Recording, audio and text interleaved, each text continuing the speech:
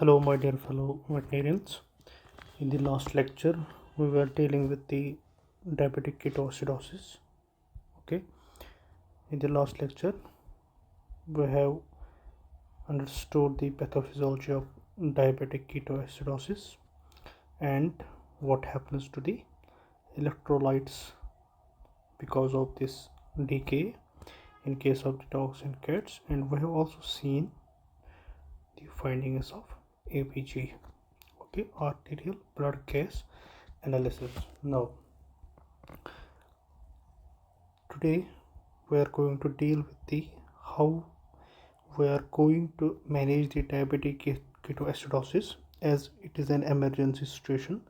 So and it becomes very important to manage this. Okay, first of all, when you will be dealing with a case of diabetic ketoacidosis,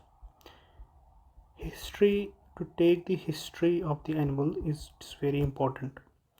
What you will see in the history, first of all, you will see that the animal, there will be vomition. Okay, secondly, the animal will be dehydrated. Okay, above all, the animal will be diabetic.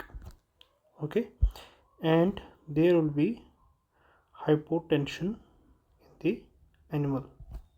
Okay, and after this there will be Kusubal's respiration. Finally, you will go for the ABG. In the ABG, you will see the blood glucose level. If the blood glucose level is normally more than 600 mg per dl, but for the management purpose we consider more than 250 mg per dl. Okay, 250 to 300 mg per dl. And you will see the arterial bicarbonate level, if it is less than 10 milliequivalents per liter. Okay, and what is the another important thing that you see in the ABG of DK dogs and cats? That's the pH. If pH is less than 7.4, and more preferably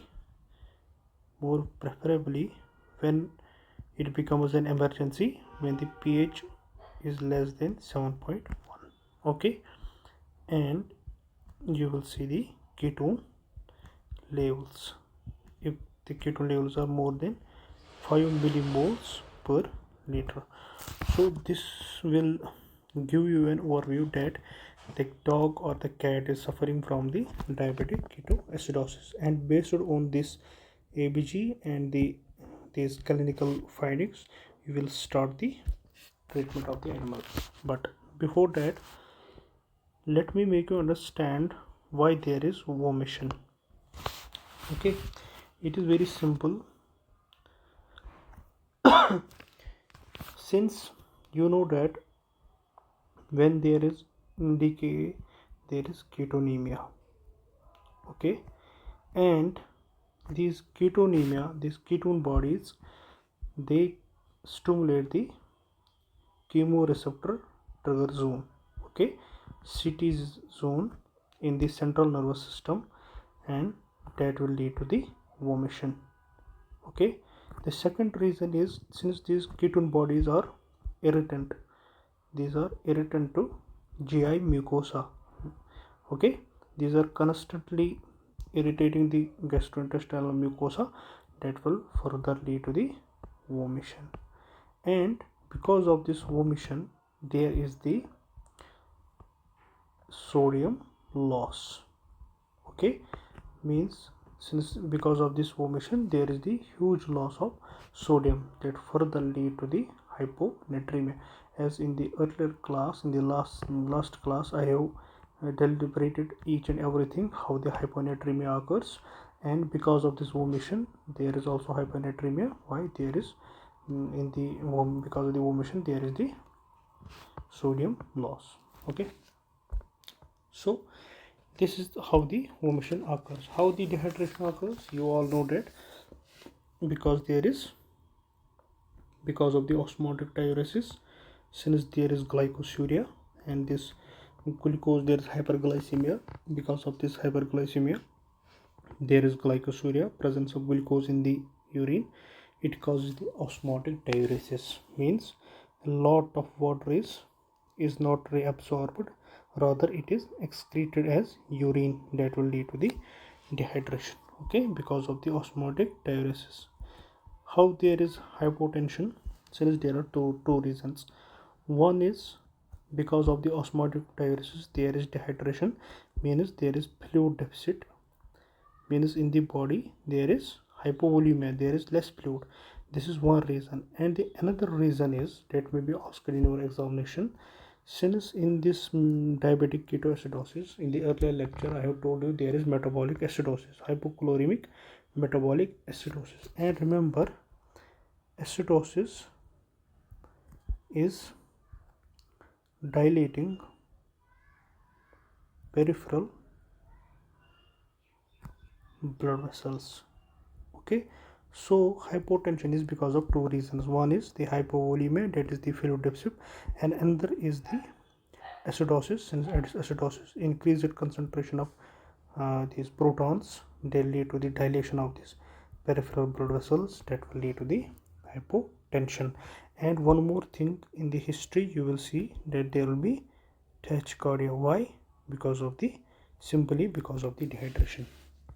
So this is the important, this how we will take the approach the case of DKA. You will take the history and you know the background, why there is vomition, why there is dehydration, why there is hypotension, why there is Kusumal's respiration and AVG. And one more thing, whenever you are going to deal the case of DKA, please and please take the also go for lipases, okay, lipases. Why? In order to rule out the whether there is pancreatitis. Okay, you may ask me a question that, sir, why can't we take the amylases? Since amylases, these are non-specific for the pancreatitis. Why?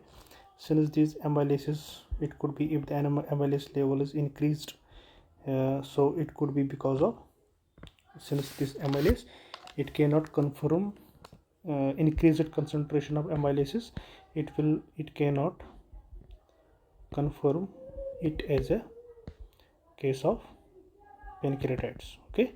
Means increased concentration of amylases is not specific to pancreatitis, because amylases can come from saliva, okay.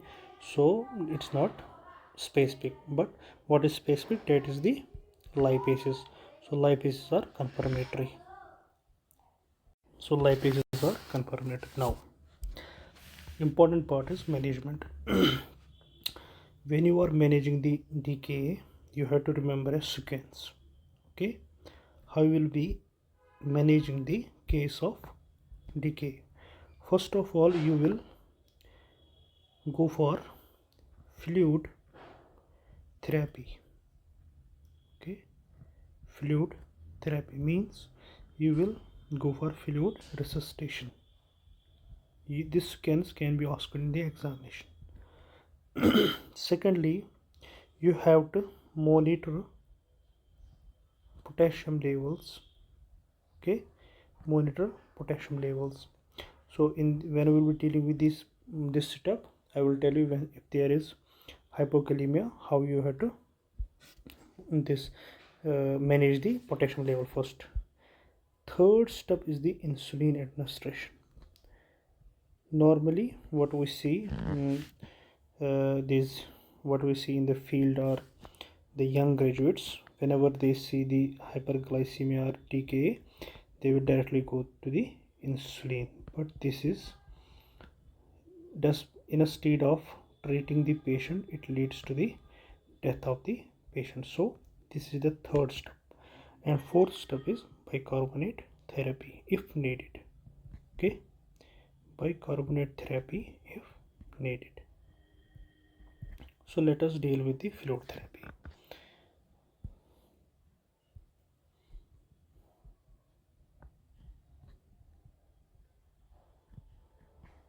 this in DKA. How will we deal with the fluid therapy in DKA patients? Why fluids are necessary for the DKA patients? Since we know that in DKA patients there is osmotic diuresis, there is severe dehydration. So because of the dehydration, there is less tissue perfusion. Okay, there is hypovolemia, there is decreased cardiac output. Okay, so when there is dehydration, normally when there is dehydration, it leads to the hypovolemia. Okay, because of the hypovolemia, there will be decreased renal perfusion. Okay, kidneys will not be functioning, getting the this proper amount of blood for filtration, and there will be decreased cardiac output. Okay, means there will be decreased decreased circulation. So in order to compensate that, we have to first go for the fluid therapy. Means we have, because of this fluid therapy, we can enhance the perfusion. Okay, when the perfusion is enhanced, and remember in the DKA, managing the DKA, the first concern should be to correct the renal blood flow. Okay, so that is why this is one of the reason why the fluid therapy is first preferred, because if there is decreased this blood flow to the kidneys, that will lead to the decreased excretion or filtration of ketone bodies, decreased excretion or filtration of glycosuria and other these even the protons. So this is important that we have to correct the renal blood flow. Okay, so when we will because of giving these fluids to the animal, we are enhancing the perfusion, and this will improve the blood renal blood flow. Okay, second advantage of fluid therapy is, in spite of, since insulin we normally know that if insulin is given, it can decrease the glucose concentration in blood, but fluid therapy also helps us in the flushing glucose out from the body through urine. So it will decrease the glucose concentration in diabetics. Okay, even in absence of insulin. Okay, this is the second advantage. Fourth advantage is, when fluid therapy is given, fluids are given to the body, to the animal, it will increase the glomerular filtration rate, and when the glomerular filtration rate is increased, it will lead to the increased glucose excretion. Okay, and we know that since in decay the animal is dehydrated. Okay, because of the dehydration, the animal is under stress, and because of the stress hormones are released like cortisol and epinephrine. If you remember my first lecture, the pathophysiology of this diabetes, I told you that the balance of insulin and these counter regulatory hormones like glucagon, this cortisol, epinephrine and growth hormone. So when the concentration of this CRH increases, so it further enhances the ketogenesis. Okay, so when there is stress state, because of this dehydration, cortisol and epinephrine will increase. That will further accelerate the condition of ketogenesis. Okay, so that is why giving the fluids, this dehydration will be removed, the animal will be in less stress, so less CRH will be secreted. So these are the advantages of fluid therapy, you have to remember. Okay, so this is the advantage. Okay, now one thing you have to remember, that when you are going for the fluid therapy, it is important to choose the right fluid. Okay, to choose the right fluid. So How this right fluid is chosen, I will discuss the criteria. Normally we have seen that in the last lecture you have seen that rarely there is any exception in DKA dogs and cats there is hyponatremia. Okay, I have told you the reasons. Kindly go to the last lecture. It means there is hyponatremia. So fluid therapy should be such that this hyponatremia shall be corrected. Okay, means we have to give such type of fluids in which the sodium concentration is adequate. So what are the fluids? Means there is a general this guideline for it. The guideline is if serum sodium, it is more than 130 milliequivalents per liter. Okay, if the serum sodium is more than 130 milliequivalents per liter, then it is recommended to go for the plasma light type of fluid, isotonic. Okay, plasma light 148 means if this you are assessing the DKA patient, you got the labs and everything. So in the labs, in the electrolytes, you saw that serum sodium is more than 130 milliequivalents per liter. So you have to infuse the infusion plasma light 148. If you see the composition of plasma light 148, it contains sodium, how much? 140 milliequivalents per liter. Okay, it contains chloride, how much? 98 milliequivalents per liter, and it has also potassium, that is 5 milliequivalents per liter. So the glucose in plasma light is 0. Okay, and in plasma lights the buffer is acetate. Okay, and the osmolality of this plasma light is 295 milliosmoles per liter. Means out of this you have to remember only one thing. Okay, you have to remember one thing. What you have to remember, that the sodium is 140 milliequivalents per liter, glucose is 0. Okay, and the potassium is 5 milliequivalents per liter. So when there is mild hyponatremia, so this is the fluid of choice. You have to go for the plasma light 148. Okay, so this is the one guideline. Now the second guideline is if there is severe hyponatremia, means if there is less than, if serum sodium is less than 130 milliequivalents per liter. Okay, so at that time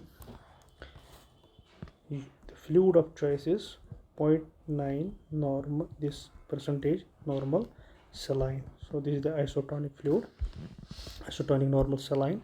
This is the fluid of choice, you have to remember. So the sodium concentration in 0.9% is 154 milliequivalents per liter. Okay, the chloride is 154 milliequivalents per liter. Okay, and potassium in this is 0, glucose 0 gram per liter, no buffer. Okay, osmolality is 300 milliosmoles. So you have to, when you are going to manage the DKA patient, it is very simple, but for those whose concepts are clear. Means why are you giving fluid therapy? I have explained each and every reason. Okay, so while administering the fluids, what type of lab you have to get? Serum sodium. Okay, if it is more than 130, go for this fluid. If it is less than 130, go for this fluid. Okay, so there you can also administer some crystalloids like lactated ringer solutions or normosol, but theoretically using lactated ringer solution or normosol are, okay, these are contraindicated. in the management of TKA patients. Why? Because since this lactated, it contains the buffer lactate, okay, and in the normal sol the buffer is acetate, okay, and in larger concentrations. And we know that these lactates and these acetate, lactate and acetate, it is metabolized in the liver into bicarbonates, okay. So when it is converted into the by this bicarbonates, and this if there is increased concentration of bicarbonate, it will lead to the cerebral edema. I will discuss the pathophysiology how bicarbonate lead to the this cerebral edema in the next lecture, in the this coming slides. But here you just remember, so the limitation for the usage of lactated ringers in normal solar is it is metabolized in the liver and leads to the formation of bicarbonate, and increased bicarbonate concentration leads to the cerebral edema. And the another this contraindication, theoretical contraindication for the usage of lactated ringers is, since we know that when I was teaching you the pathophysiology of how the ketogenesis takes place, I told you this lactate, it's a non-carbohydrate source, and this lactate through the gluconeogenesis converted into the this glucose. So despite in the diabetes mellitus there is already hyperglycemia, so producing more glucose, it this overwhelms the liver and leads to the ketogenesis. That's why the theoretically this lactate and acetate, these are the non-carbohydrate sources that through the process of gluconeogenesis lead to the further production of glucose. That is why these are contraindicated. And further it has been seen this lactate is a negatively charged anion, okay. And when the increased concentration of lactate is produced in the body, it leads to the, it promotes sodium and potassium loss through urine, okay. So that's why these are the theoretical contraindications. That's why these lactates are not advisable. But practically it has been seen that it is important. Practically lactate decreases the chloremic acidosis. In the earlier lecture, in the last lecture, I told you how the hyperchloremic acidosis occurs. Normally the anion gap, suppose this is the sodium potassium, okay, and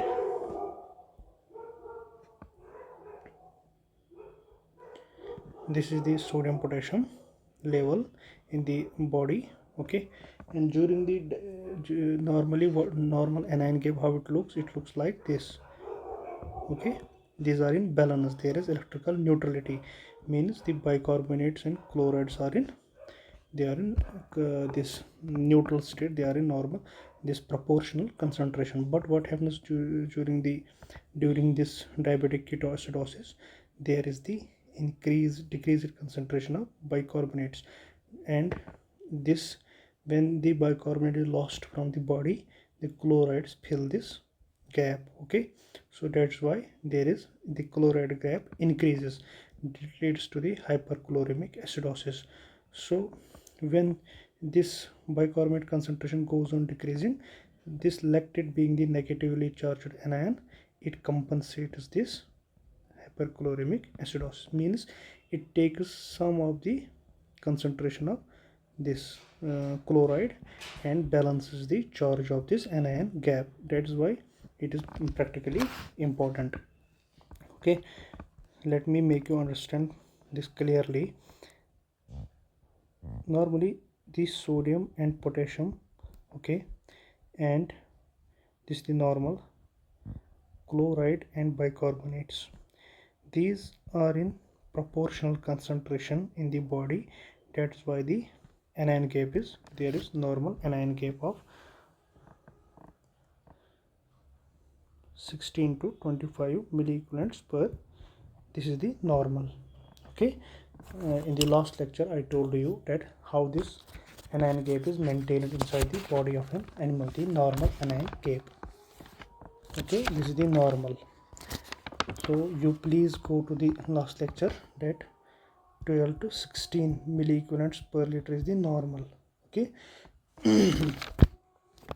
So what happens here in the diabetic ketoacidosis, when the sodium and potassium level is, it remains in the normal, but here because of the increased production of protons, these bicarbonates are consumed. When these bicarbonates are consumed, okay, so suppose the bicarbonate concentration normally 24 milliequivalents per liter, so when it is consumed, for example, it remains 12 milliequivalents per liter, so this chloride concentration will take the further 12 milliequivalents lost, so that's why it leads to the hyperchloremic metabolic acidosis. And how this lactate helps us? Lactate is a negatively charged anion, it will compensate this gap further, so that's why it is important. Okay, it helps us decrease the hyperchloremic acidosis. So how you will calculate the dose, how much dose is given? Okay, let me mention a formula.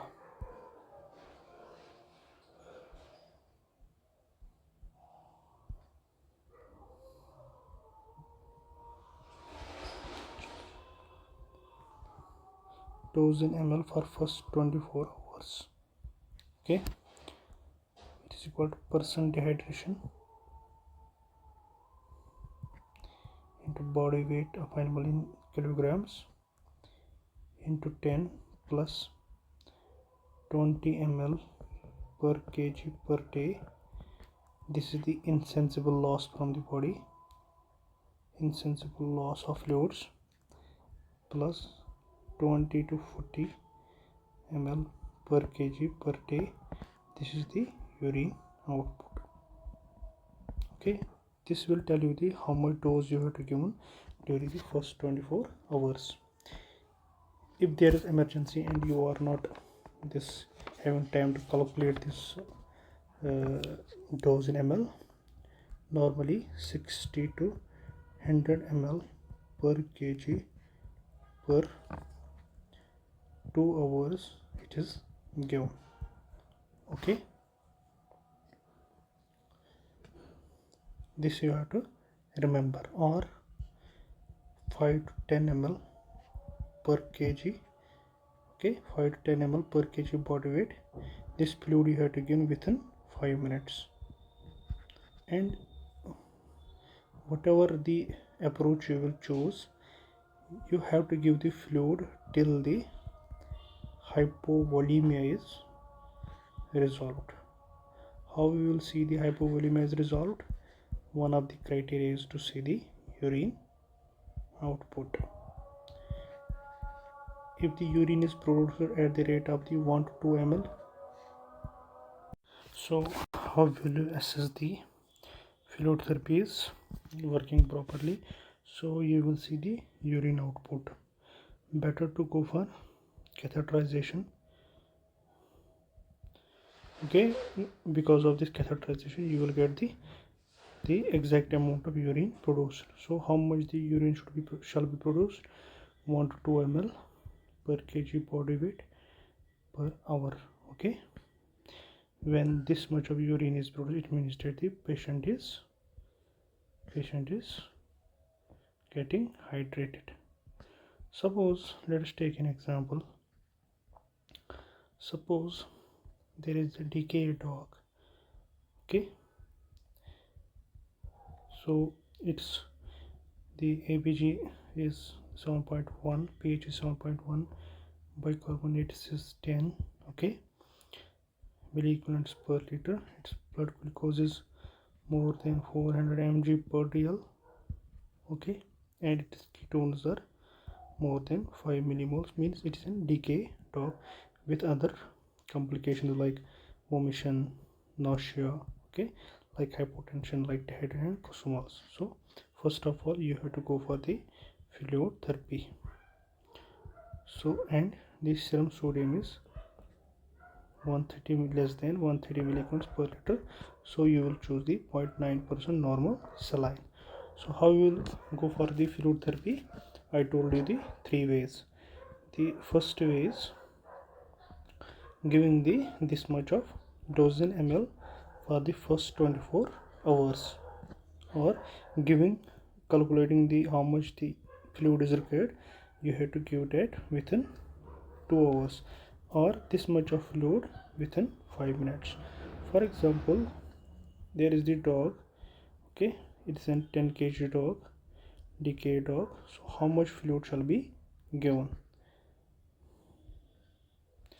and the dehydration is 7% dehydration. So putting in the first formula, it would be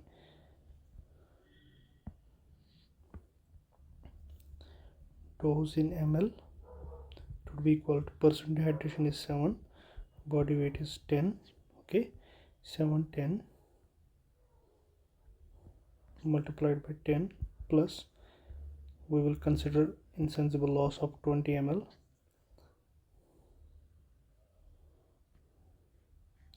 means if 20 ml per kg per day is, it is the insensible loss. For 10 kg how much it would be?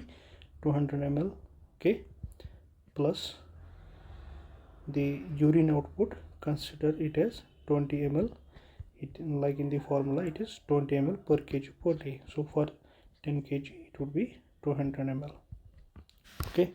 So it would be 700 plus 400, means you have to give this much of fluid, means 1 liter and 100 ml. You have to give it in within 24 hours, okay. So this is the one way how we will be calculating the this how much of the dose is, how much of the normal saline is given.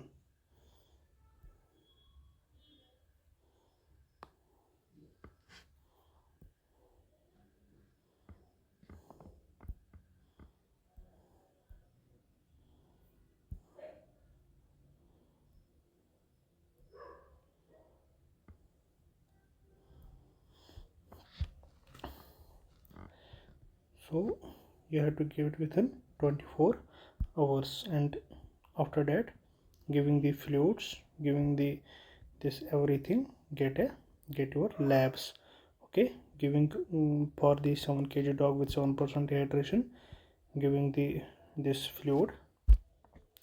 So better to give it as per the, in my opinion, you should be giving it as per this formula, because it will, how we will distribute it as 24 hours, okay.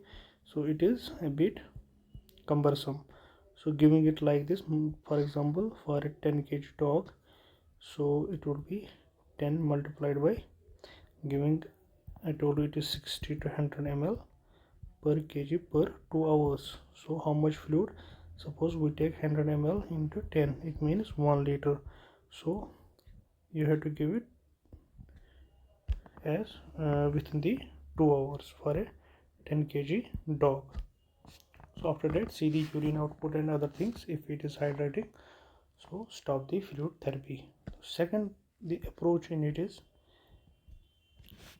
after you have resuscitated the animal, okay, the animal is in normal this hydration, go for the, see the potassium level, go for the serum potassium, okay. You know that in the DKA there is hypokalemia, in DKA there is hypokalemia. What are the reasons for hypokalemia? The first reason, in the last lecture we have seen, it is acidosis, okay. We have seen that when the hydrogen ion is concentration is increased, so this it leads to the, this hydrogen goes inside the cells, potassium comes out, and because of the increased glycosuria and ketonuria, this potassium is lost through the urine, okay, means through the osmotic diuresis. The second one is insulin mediated, okay. So giving the insulin, it leads to the influx of potassium inside the cells along with the glucose. So we'll be seeing in the coming this within few minutes how insulin leads to the hypokalemia. That's why if you are giving insulin after the fluid therapy, and since there is hypokalemia normally in the this decay, and giving insulin without correcting the potassium level, without assessing the potassium level, you are further decreasing the potassium level. Okay, suppose after the fluid therapy you didn't this got the lab reports of, you didn't investigated the potassium level, you administered the insulin, and since there was the hypokalemia and giving the insulin, what will happen, this insulin leads to the further hypokalemia. So how it leads to the hypokalemia, this insulin, we will be seeing in the few minutes. Okay, normally there is the in the glucose in the cells, what happens that there is a special type of pump called the sodium potassium ATPase pump in the cells. Okay, so when the insulin is given, insulin leads to the influx of glucose into the cells, and this glucose is converted into ATP, and when there is sufficient amount of ATP,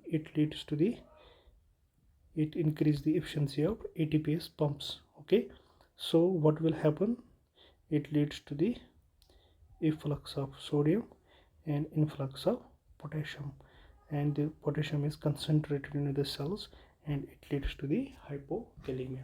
That's why you should not give insulin without correcting the potassium level.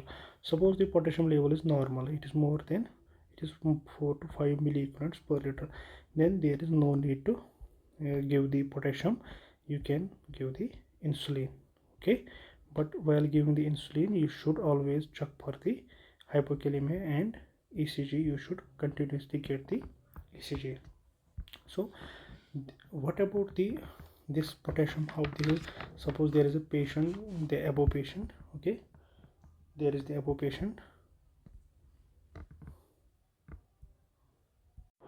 So this is the ruling for hypokalemia. Okay, so how you will approach the this, how will you give the potassium chloride. Okay, since the potassium chloride is advised, let us see that. For your this is, I have, there is a flow chart. Yes, okay, this will help you in understanding this, how this potassium is given. Okay, one more, let me add one more. These are the rulings for this, how this potassium chloride is supplemented. Okay, now always remember, potassium therapy is indicated whenever the potassium level is, okay, from this table, as you can see that the potassium level is more than 5, you have potassium chloride shall not be given. Okay, if the potassium level is less than, okay, it is less than 4 milliequivalents per liter at that time, the first you have to correct the potassium level. So this flow chart you have to remember. Potassium therapy is supplemented with potassium chloride is given. Okay, suppose if the patient is producing urine, okay, if there are two conditions, you are giving the potassium therapy, after that patient is producing the urine. Okay, urine production is questionable, means the production of the patient is an oligouric patient. Okay, it is not producing the this normal concentration of urine. First you have to, in the oligouric patient, you have to first initiate the fluid therapy, and when 1 to 2 ml per kg body weight per hour urine is produced, after that you have to give the potassium chloride. So these are the two conditions. In the first condition, this patient is producing the urine, chuck the serum, first chuck the serum potassium and obtain the lead second ECG. So in the ECG, in the hypokalemic patient, I told you there is a U wave, okay, and in the hypokalemic patient, ST segment is prolonged. So these two findings will be, you will see in the lead second, okay. So now you have the assessed the patient, urine production is normal, and the potassium level, you have sent the serum sample for potassium. Now three things will be there, will be three criteria will be there. If the serum potassium level is more than 5.5 milliequivalents per liter, if the serum potassium level is 4 to 5.5 milliequivalents per liter, and if the serum potassium level is less than 4 milliequivalents per liter. Here, if the serum potassium is more than 5.5, there is no need to give this potassium. No need to give the potassium. Okay. If the serum potassium level is 4 to 5.5, no need to give the this potassium. Okay. First, you have to give the fluid therapy. Then you have to assess the potassium level of the patient like this flowchart. Now, if the potassium level is less than 4 milliequivalents per liter, then you have to administer potassium as potassium chloride as per this table. Normally, if it is 3.5 to 4, you have to give at least, in general, you have to give 20 milliequivalents per liter of the potassium chloride shall be given. Remember, okay. So you have to remember this, that whenever the potassium chloride is given, it should never be given as a bolus. Never given as bolus. Rather, it is given as infusion. Okay. Okay, remember this. And potassium chloride shall not be given more than 10 milliequivalents per hour. Okay, you have to maintain the rate of this potassium chloride per hour. You should never give more than 10 milliequivalents per hour. Okay, these are the two things you have to remember. And whenever the potassium level is less than 4 milliequivalents per liter in the serum, then you have to add 20 milliequivalents of potassium chloride. You have to administer 20 milliequivalents per liter. Okay, when it decreases less than 3, then go to 40 milliequivalents per liter. When it decreases to less than 2, then 80 milliequivalents per liter. So you have per liter of fluid. Means when the potassium level is less than 3.5, if it is 3.5 to 4, add 20. If it is 3 to 3.5, add 4, and if it is less than 2, add 80. So normally, in general, you have to remember 40 milliequivalents per liter you have to give. Okay. So this is the ruling for potassium chloride. Remember two things, that never give it as a bolus, means at once. Okay, give it as an infusion at a normal rate. Okay, and potassium chloride should never be given as 10 milliequivalents per hour. Okay, means during 60 minutes, during 1 hour, you have to give only 10 milliequivalents. Okay, and these are the doses. If it is 3.5 to 4 potassium, serum potassium, give 20 milliequivalents. If it is 3 to 3.5, give 40. If it is less than 2, give 80. Means these things will help you. So after giving the 20 milliequivalents or whatever the dose, monitor potassium and sodium every 4 to 8 hours. Okay, you have to get the serum potassium done every 4 to 8 hours. Now after 4 hours, you got the serum potassium. If it is abnormally high or low, okay, if it is stable, then no need. Then if it is stable, then stop the therapy. Okay, you no need to give the potassium further. Okay, and also see the what are the ECG changes. First here, so this thing you have to remember. This flowchart will help you in administering the potassium to the patient. Okay, so this is how you will correct the potassium level. But one thing is that how to give the potassium. Okay, normally in the this market you will see that potassium chloride is available. Okay, potassium chloride is available. Okay, it is in 10 ml ampule, and 10 ml ampule contains 20 milliequivalents of potassium. Means in 10 ml ampule there is 20 milliequivalents of potassium. Okay, how normally if you will see the ampule, you will always see that the potassium chloride ampule is as 15% weight by volume. Okay, what does this mean, 50% weight by volume? It means 15 gram in 100 ml. Okay, so it is like 15 gram in 100 ml, so it would be 15, if we will convert into mg, it will be 15,000 mg in 100 ml. Okay, so it would be 150 mg in 1 ml. Okay, so or 1 ml is equal to 150 mg of potassium chloride. Okay, which means 150 mg of potassium chloride means 2 millimoles of potassium, or you can say 2 this, it means 20 millimoles of potassium, or 20, sorry, it means,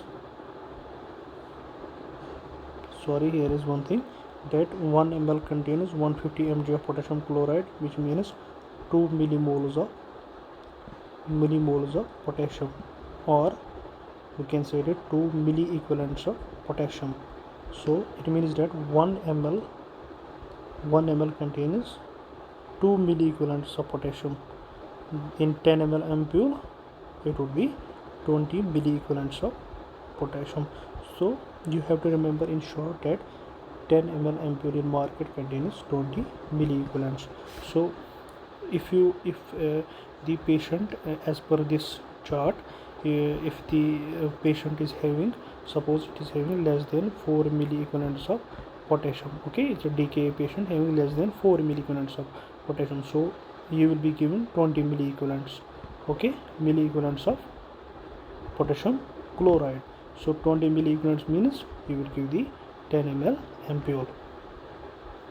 So this is how you will calculate the dose of potassium chloride. Suppose you have to give the patient is having it's having 3 milliequivalents of potassium, serum potassium. So as per the ruling, you will give the 40 milliequivalents of potassium chloride. Okay, 40 equivalents means 20 ml ampule. Okay, means you have to give 20 ml, but 20 ml you have to give, how you have to give the 20 ml? You have to give it in the following way. Like I told you, never give more than 10 milliequivalents per hour. If you have to give 10 ml, 20, if you have to give, since 10 ml ampule contains 20 milliequivalents, so in 1 hour you have to give 5 ml. Okay, are you getting me? 10 ml contains 20 milliequivalents, 5 ml contains 10 milliequivalents, means within 1 hour, meaning during 60 minutes in an infusion, you have to give only 5 ml. Okay, when you will give the 5 ml in the second, this is during the first hour. In the second hour you have to give another 5 ml and continue as per the requirement. Okay, but remember this is given in 0.9 normal percent, 0.9 this, what is this 0.9% normal saline. You have to add 5 ml of this potassium chloride in 0.9% normal saline, and you have to give it is in, as per this ruling, means 5 ml in 1 hour. How you will give this, since you will not be having the time to wait for the 1 hour in the market. Today there is a tube called, a tube is present in the market.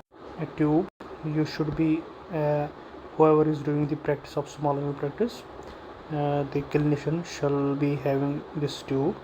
It is known as micro drip extension tube. Okay, this micro drip extension tube, it has a control. Okay, you just go to the any website or YouTube, you will see the how it micro tube works, micro drip extension tube works.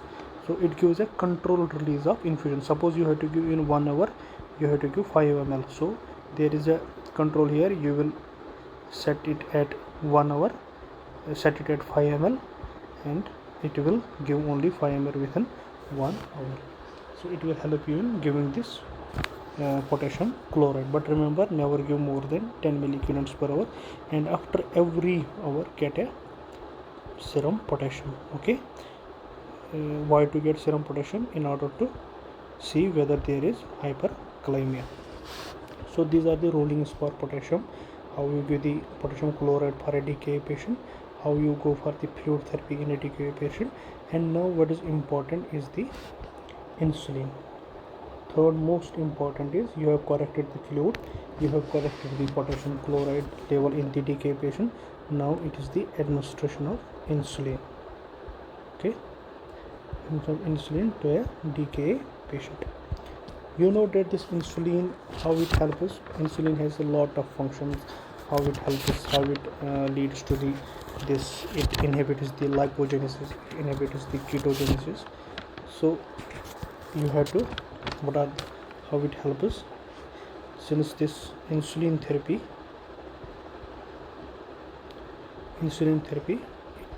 it inhibits the ketoacidosis. Okay, it inhibits the lipolysis. Okay, so means it will lead to the, it decreases the hyperglycemia. Okay, but whenever you are going to give the insulin, always check the potassium level that I discussed above. Okay, so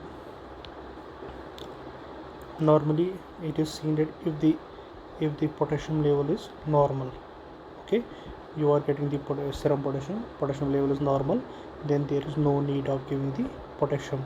So you can directly give the, after fluid therapy you can directly give the insulin, but after 2 hours of fluid therapy insulin should be given. Okay, suppose a patient comes to you, patient is a DKA patient. Okay, you assessed each and everything, you corrected the fluid deficit. Okay, and after getting the serum potassium you found that the potassium is normal, it is between the range of 4 to 5, then no need to correct the potassium level, you can directly start the insulin therapy. But insulin therapy should be started after 2 hours of fluid therapy. Okay, so this thing you have to remember. And also whenever you give the insulin, suppose there is a female dog. Okay, female dog is in distress.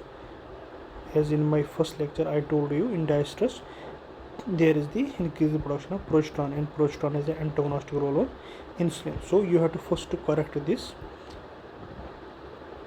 you have to first correct this antagonism. Okay, and it is recommended that you should go for OVH first, and then you should this administer the insulin. But this is a theoretical concept, here you will not be having much time to go for OVH, so here you can start the insulin therapy. So what type of insulin is used? Remember, the rapid acting regular insulin is preferred. Okay, since you will get these insulins in the market, when we will be dealing with the general treatment of this diabetes, I will be discussing the what are the slow acting, what are the intermediate acting, what are the long acting, what are the rapid acting. But here you just remember, in DKA patients rapid acting regular insulin is preferred. Okay, rapid acting regular insulins are preferred. These can be given intramuscular, these can be given intravenous, and these can be given subcut. But remember, in DKA patients, since there is dehydration, okay, there is volume deficit, so subcut is limited. Okay, subcut is not used as much. Okay, why? Because there will be decreased absorption of insulin. Why decreased absorption of insulin? Because there is volume depletion. Okay, so that's why this is the last preferred route. But through IMR IV there are two rulings for this. So first let us discuss the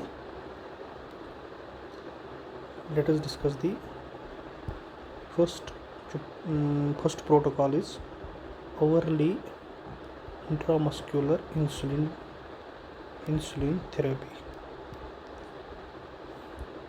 Remember, in this, dogs and cats with severe DKA should receive an initial regular insulin loading dose of, you have to remember, 0.1 to 0.2 units per kg. Okay, so first this you have to give the, if you are choosing the intramuscular route, so this is the protocol that you have to give the 0.1 to 0.2 units per kg body weight insulin. Suppose it is a 10 kg dog, so 10 multiplied by 0.1.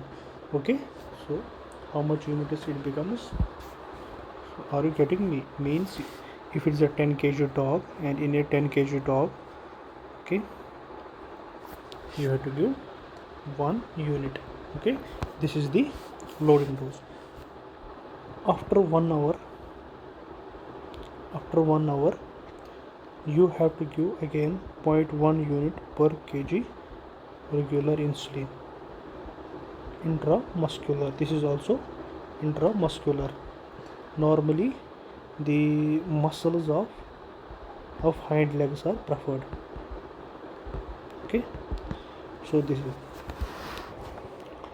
so when you are giving you are first giving the 0.1 to 0.2 units of per kg, then after 1 hour you are giving the 0.1 unit per kg regular insulin. So giving this in this much of insulin, okay, when you are upholding this insulin protocol, okay, normally it is seen that the insulin level, serum insulin level increases to 1100 micro units of insulin per ml of blood, okay, or 700 picomoles per liter.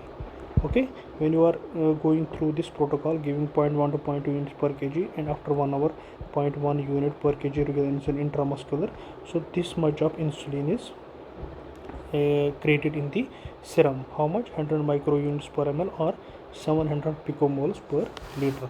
And remember, this much of insulin, when this much of insulin level reaches in the serum, it inhibits the lipolysis, gluconeogenesis, and glycogenolysis, and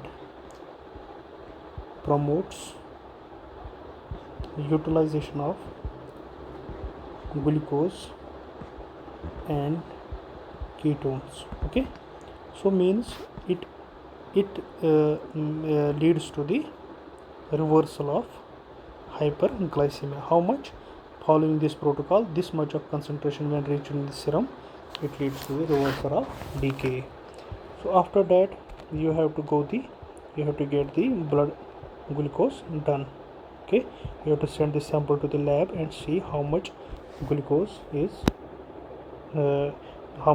concentration is reached. Means monitor glucose every hour. Okay, so aim where you have to stop the insulin therapy. You have to stop the insulin therapy when the glucose level reaches to 200 to 250 mg per day. Okay, when the glucose level reaches to 200 to 250 mg per day, this mg per dl, you have to stop.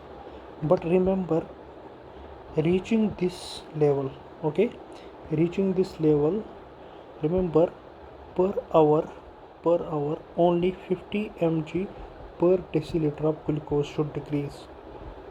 Okay, means you are giving this protocol, and after 1 hour, suppose there was the patient was having 400 mg per deciliter of this blood glucose, and giving this much of insulin. When you after 1 hour sent the blood sample to the lab, you found that it is the blood glucose level is 200 mg per dl.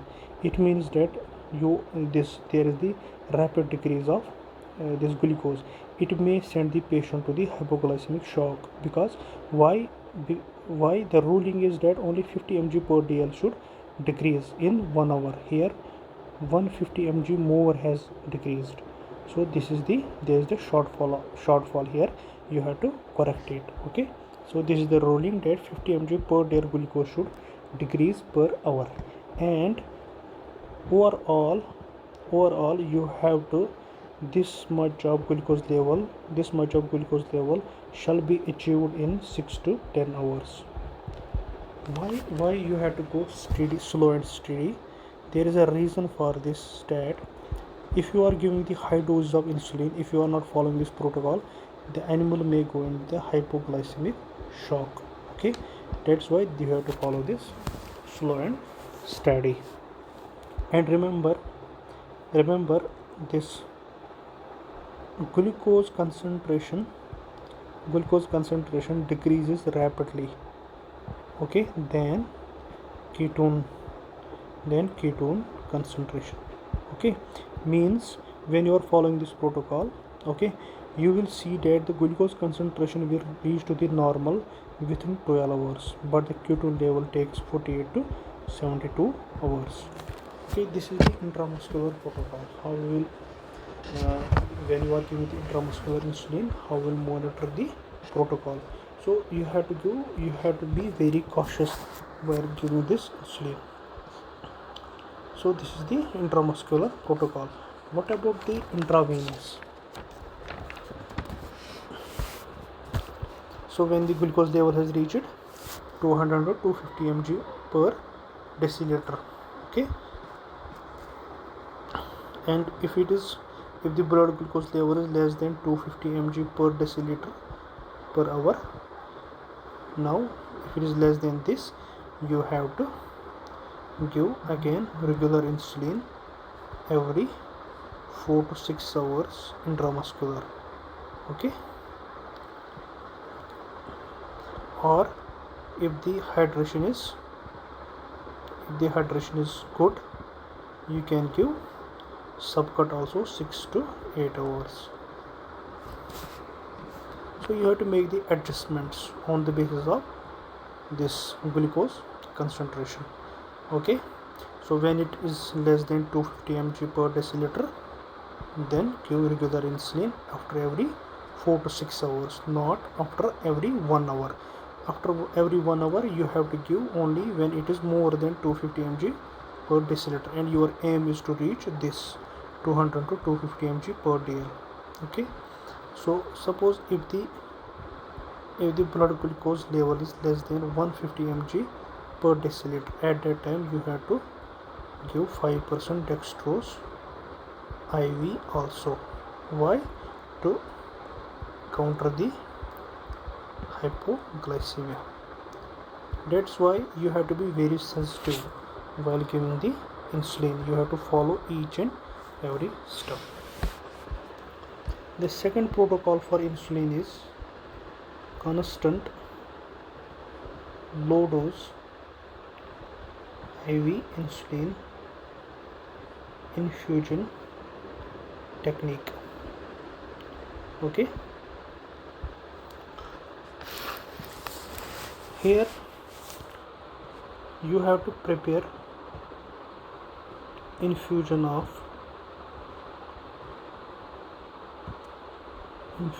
regular crystalline insulin. Okay, for dogs it is given at the rate of 2.2 units per kg, and for cats it is given 1.1 units per kg. Okay, here if you are giving intramuscular, the dose rate is different, 0.1 to 0.2 units per kg, and if IV given, then it is 2.2 units per kg. For cats it's 1.1 units per kg. This is for both dogs and cats.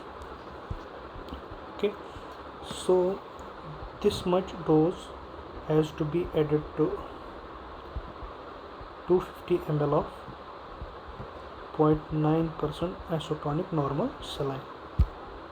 Okay, suppose it is a 10 kg dog, so the dose will become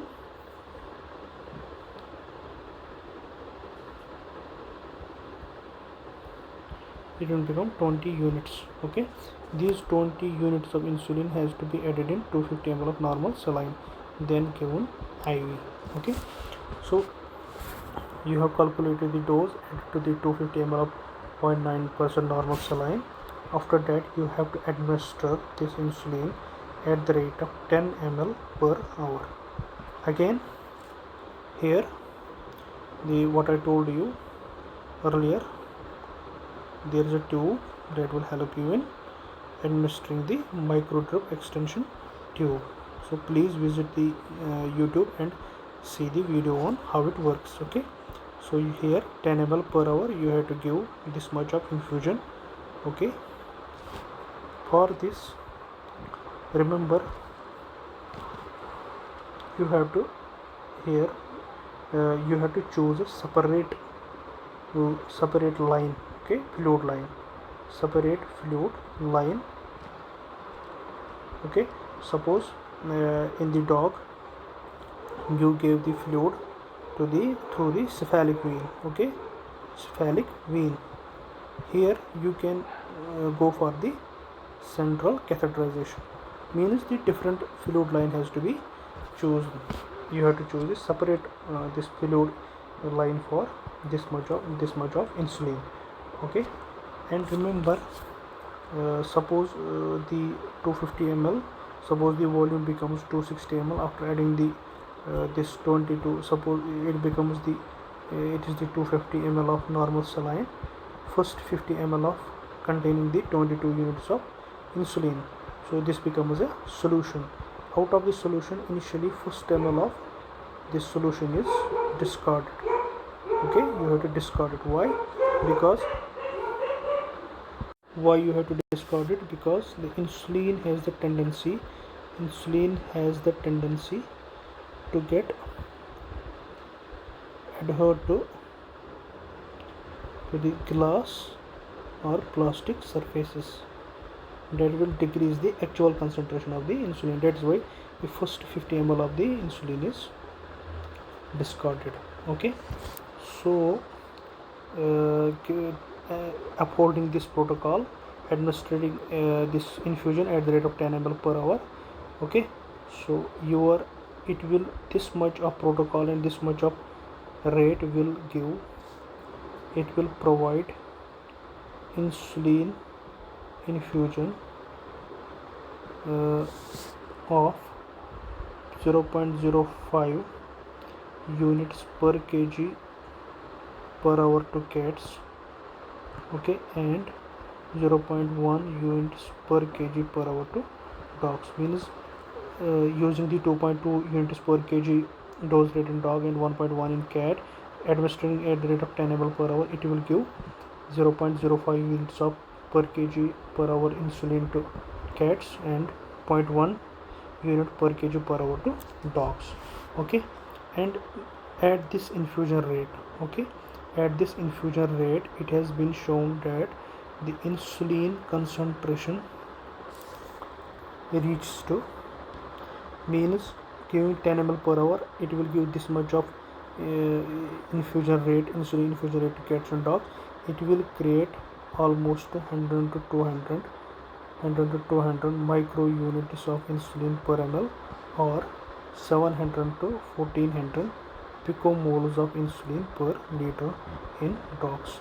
Means this much of serum insulin level is created in the dogs. Okay, so this is your goal.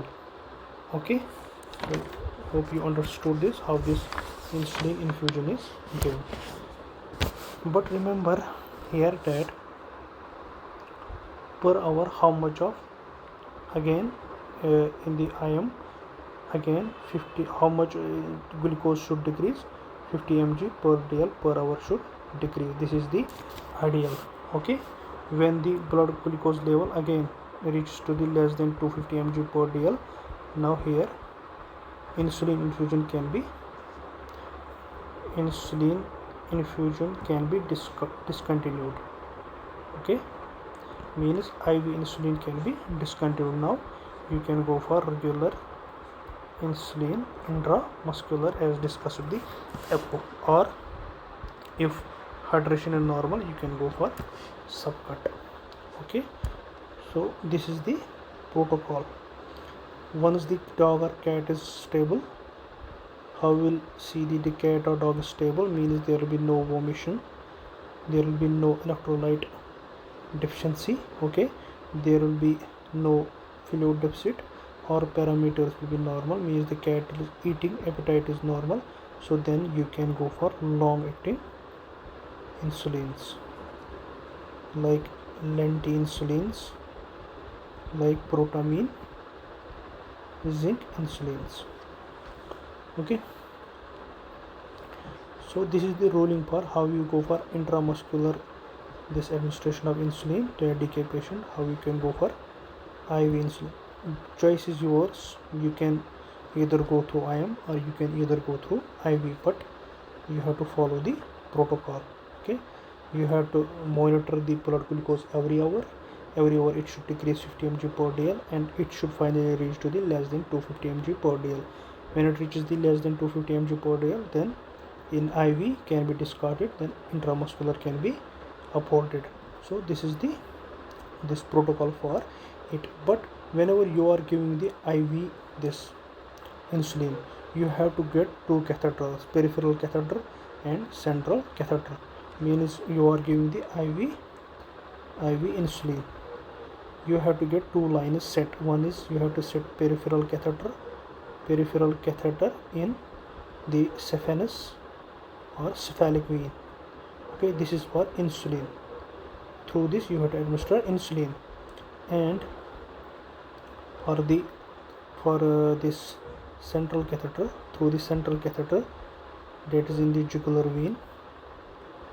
Okay, you can go for fluid therapy if needed, and blood sampling. Why blood sampling? Because hourly you have to monitor the glucose and potassium.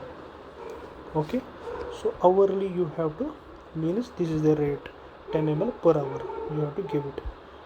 Okay, so hope you got it. So let me make it easy for you, by which you can remember. This is the insulin, this is the insulin therapy that you have to remember. Mean initially 0.1 to 0.2 regular insulin intramuscular, hourly 0.1, monitor blood glucose every hour. If it is falling at the rate of more than 75 mg per dl per deciliter, half the dose. Okay, I told you only 50 mg per dl you have to give. Okay, if it is falling at the rate of more than 75 mg per dl, then you have to halve the dose of 0.1 divided by 2. You have to halve the dose. If it is falling 50 to 75, continue the original dose 0.1. If it is falling less than 2, increase the dose to 0.2 units per kg per hour intramuscular. When the blood glucose reaches 250 mg per dl per deciliter, hourly insulin dose usually can be changed to 6 to 8 hours. Okay, subcut, you can then go for subcut at the dose rate of 0.1 to 0.3 units every 6 to 8 hours. And if the patient is normal, this is the ruling, longer acting insulins can be upheld. So this is for the intramuscular. For the IV, this is the ruling. Okay, at the rate of 10 ml per hour, give this much of insulin till the level reaches to 250 mg per deciliter. That is why hourly glucose estimation is required. Okay, hope you are getting this. Okay, now what about fourth one is bicarbonate therapy. Why bicarbonate therapy is important? There are the reasons. Why? Since I told you there is in the TK patients the bicarbonate level decreases. Okay, when it decreases less than 12 milliequivalents per liter, then the administration of bicarbonate is required. Okay, so this is the criteria. But remember, bicarbonate therapy shall be considered very cautiously. Why? If you are giving over aggressive administration, if you are giving over aggressive administration of bicarbonate, it leads to it exacerbates hypokalemia. Since in the DK patient there is already hypokalemia, and if you are giving insulin, it is further increasing the hypokalemia. Now you are giving over aggressive administration of bicarbonate, it will exacerbate this hypokalemia. How it exacerbates, how the bicarbonate exacerbates the hypokalemia? There are reasons. One reason is that when you are giving the increased concentration of bicarbonate, it will lead to the metabolic alkalosis. Okay, and metabolic alkalosis leads to the potassium secretion through urine. Since acidic pH is important for potassium absorption in the urine. When it becomes alkali, when the urine pH becomes alkaline, it causes this potassium is not reabsorbed, it is secreted in the urine. So when the bicarbonate level in the this body increases by the over aggressive administration of bicarbonate more than the required dose and not at the proper rate, it will lead to the metabolic alkalosis that will cause the rapid this loss of potassium through the urine. So you have to remember. The second reason is that you know that the potassium, the largest source of potassium in the body is skeletal muscles. Okay, the skeletal muscles. Normally what happens in the skeletal muscles,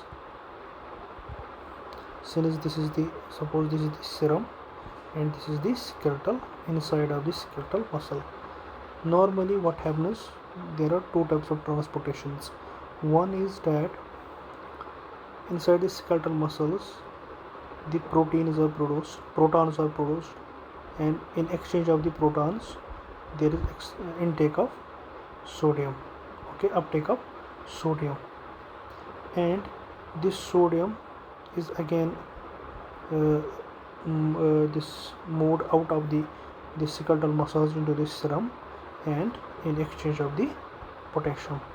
Okay, so this is the normal. Now when the bicarbonate concentration inside the body increase, so in place of the protons, now the bicarbonate concentration is increasing, it will replace the protons. Means normally what was happening, that protons were effluxed from the skeletal muscles to the serum. Now the pH, it is becoming this alkalosis is occurring, so bicarbonate will go inside the skeletal muscles. When the bicarbonate goes inside the skeletal muscles, along with each sodium also goes, and this sodium then is moved outside. Okay, and along with it potassium is thrown inside the cells.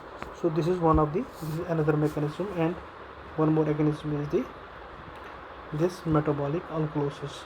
Metabolic alkalosis, it leads to the facilitates the potassium excretion in the urine, and that is why there is the what we call as over aggressive administration this bicarbonate, it exacerbates hypokalemia. How?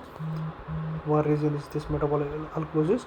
Second reason is the causes potassium shifting to cells. Normally potassium should remain in the this serum. Okay, when the potassium in this serum it is less, it is going inside the cells, it will lead to the hypokalemia. That is why this bicarbonate should always given under some protocol, and it should be cautiously given. Second one is that if you are giving bicarbonate, if you are giving it, shall be given at very cautiously. First reason is this. Second reason is it will lead to the tissue anoxia. Okay, why? From reduced dissociation of oxygen from hemoglobin. Okay, when acidosis is rapidly reversed. What does it mean? It means that since you are giving bicarbonate at a very high rate, okay, you are giving bicarbonate with this tissue anoxia. Means when you are giving bicarbonate at a very high rate, first is it will exacerbate the hypokalemia. How? There are the two reasons. First, it will lead to the second tissue anoxia. Means normally what happens that there is oxygen dissociation curve. Normally whenever there is acidosis, okay, under the acidotic conditions you will see that the hemoglobin, the affinity for hemoglobin to oxygen decreases at acidic pH. That is the Bohr effect. Okay, means when this hemoglobin, it reaches to the tissues. When it reaches to the tissues, since there is acidic pH in the tissues, and under the acidic pH and other factors, the affinity for hemoglobin with oxygen decreases and it will release the oxygen to the tissues. So this is normal, this is the acidic pH. But when you are giving bicarbonate and it is reversing the acidosis at a greater rate than the expected, what will happen? There will be alkalosis. Okay, and alkalosis, what alkalosis do? Under the alkalosis, the hemoglobin binds with the oxygen at a stronger bond, means it will not release the oxygen to the tissues, so there will be tissue anoxia.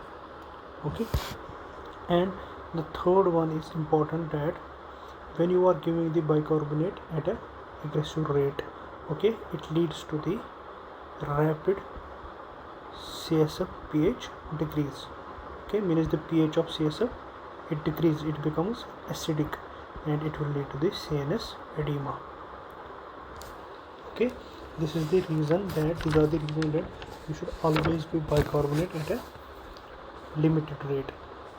Here you know that suppose the bicarbonate is given at a greater administration, so in the body you are giving this bicarbonate, so in the body it will release as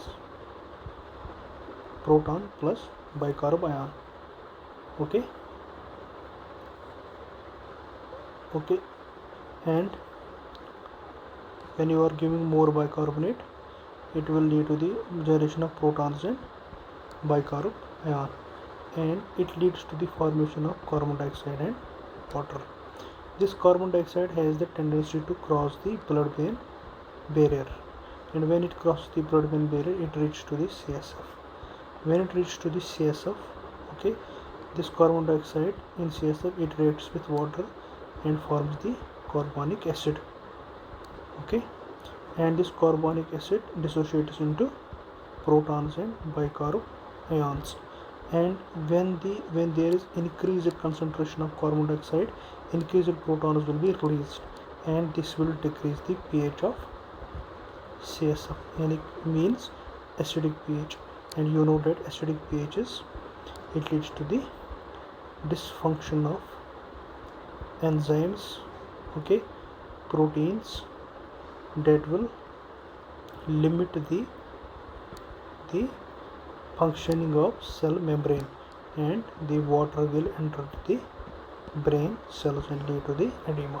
So this is the mechanism of this over aggressive administration of bicarb leads to the CNS edema. So how you should give this bicarb, let us see. So remember, bicarb has also a reason that this bicarbonate, giving bicarbonate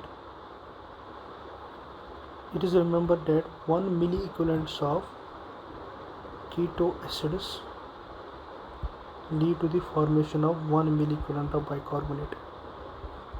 Okay, so as high the ketone bodies are produced, there will be increased concentration of bicarbonates, means you have to also decrease the ketone body formation.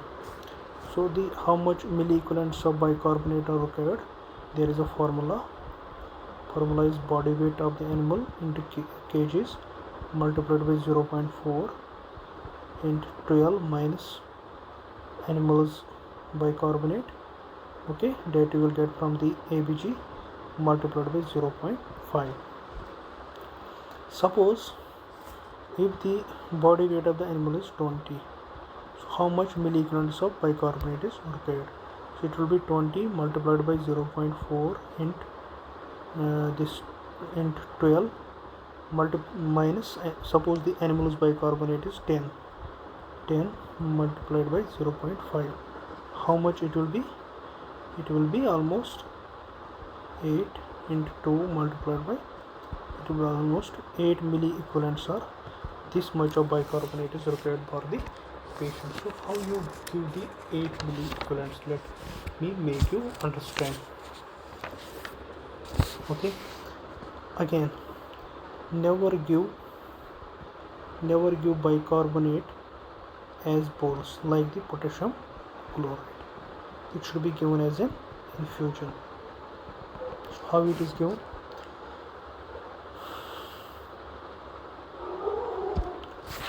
Normally in the market we have two types of bicarbonates available.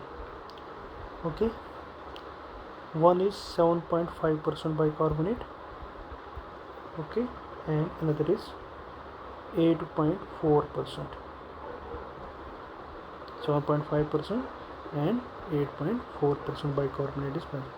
Remember, this 7.5% bicarbonate contains 0.9 milliequivalents of bicarbonate per ml, and this 8.4% contains 1 milliequivalent of bicarbonate per ml. You have to remember this. Okay, 7.5% contains 0.9 and 8.4% contains 1 milliequivalent. Okay, suppose in the above example you have to give 8 milliequivalents. So you have the choice, either you can give 7.5% MPU or you can give 8.4% MPU, but you have to remember 7.5% MPU contains 0.9 and 8.4% contains 1. So you have to give, you calculated the bicarbonate dose, it is 8 milliequivalents. How you give the 8 milliequivalents? Let us see that.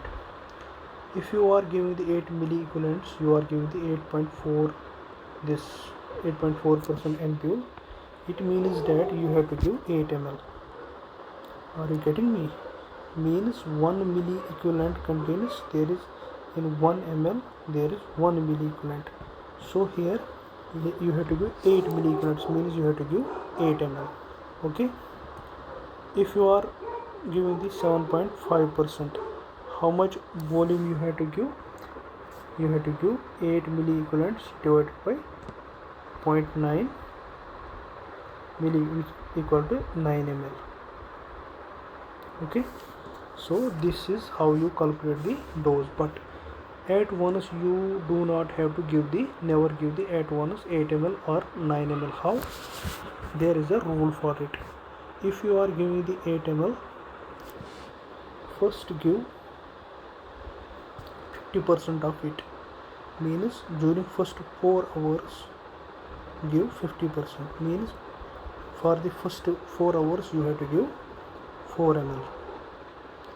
Okay, and in the rest, this 50%, rest 50% you have to give in 24 hours, means rest 4 ml in 24 hours. So remember this is how you calculate the bicarbonate dose using this formula. And in market we have two types of MPO, 7.5%, 8.4%, and these are the milliequivalents, and accordingly you can calculate the, here I made you understand how to calculate dose and how to give. In the first 4 hours give 50%, and next 50% in 24 hours. And never give this as bolus. Why? Because 7.5% and 8.4% is the hypertonic solution, so it may lead to the it increase the hyperosmolarity of the blood, that may create the problems. So these are given in D5. Okay, add this 8 ml in D5, either in 500 ml of D5, whatever the volume you can get, and give the as per this protocol. So this is the how you can manage the diabetic ketoacidosis. So you have to be very cautious while managing the diabetic ketosis. I tried my best to make it very much easy for you, and I assure you it is impossible for you to get a lecture like this. How you can calculate actual doses, how you can calculate, since I know that I myself as a student, I myself often felt very problems while calculating the dose, but today I made each and everything clear to you. And one more thing that you have to remember while managing the diabetic ketoacidosis, always look for the other condition also, like what is the situation of pancreatitis. Okay, get the amylases, pancreatitis, and also see for the whether there are any urinary tract infections. Okay, since with the decay there are also some conditions, there are also some concurrent diseases like pancreatitis is there, like bacterial infection, like urinary tract infections, like kidney disease or hyperadenocorticism. For examination point of view, remember that there are some concurrent diseases with the diabetic ketoacidosis also, like pancreatitis, bacterial infection, mainly urinary tract infection, kidney disease, and hyperadenocorticism. Okay, so this is for the management of decay. If you are having any question or any suggestion, please comment, jot down in the comments. And my sincere request will be to share with your friends, with your colleagues that are preparing for the examinations, that literally want to learn the learn the veterinary medicine.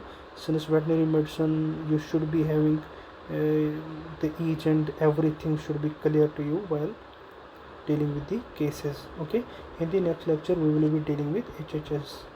Okay, hyperosmolar syndrome and its management, and 2 to 3 lectures we will finish the diabetes. Okay, and after that we will go to the hypothyroidism and then the corticism. Finally we will move to the renal, this urogenital diseases of dogs and cats. And with this, thank you so much.